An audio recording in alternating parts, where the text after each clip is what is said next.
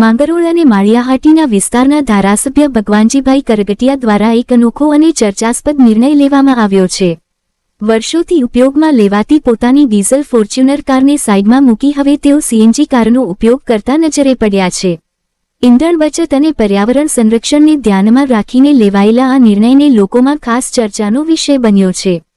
ધારાસભ્ય ભગવાનજીભાઈ કરગટિયાએ જણાવ્યું હતું કે હાલ દેશ અને વિશ્વમાં સર્જાયેલી યુદ્ધ જેવી પરિસ્થિતિ તેમજ પેટ્રોલ ડીઝલના વધતા વપરાશને ધ્યાનમાં રાખીને દરેક નાગરિકે ઇંધણ બચત તરફ આગળ આવવું જરૂરી બની ગયું છે।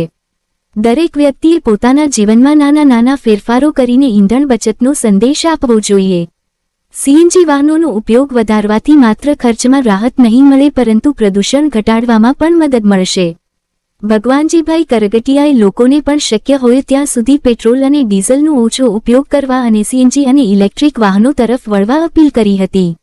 એક તરફ પેટ્રોલ પંપ પર રોડ પર લોકોની લાંબી કતારો લાગી ગઈ છે। રિપોર્ટ પ્રતાપસિંહ સોદિયા।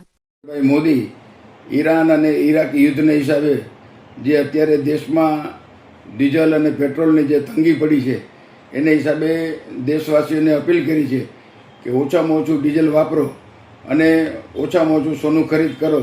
જેને અપીલને માન્ય રાખીને મેં મારી 6 દિવસથી મારી ફોર્ચ્યુનર ગાડી માધવપુર મુકામે મારા ઘરે રાખી દીધી છે અને છેલ્લા 6 દિવસથી હું સીએનજીવાળી ગાડી વાપરું છું, જેને હિસાબે ડીઝલની બચત થાય છે અને આ લોકો આવી અપીલ મેં માન્ય રાખી છે અને દરેક લોકો આ અપીલનો અનુસંધે તો દેશમાં ડીઝલની તંગી ઓછી રહી અને લોકોને અને દેશને ખૂબ જ મોટો ફાયદો થાય એમ છે।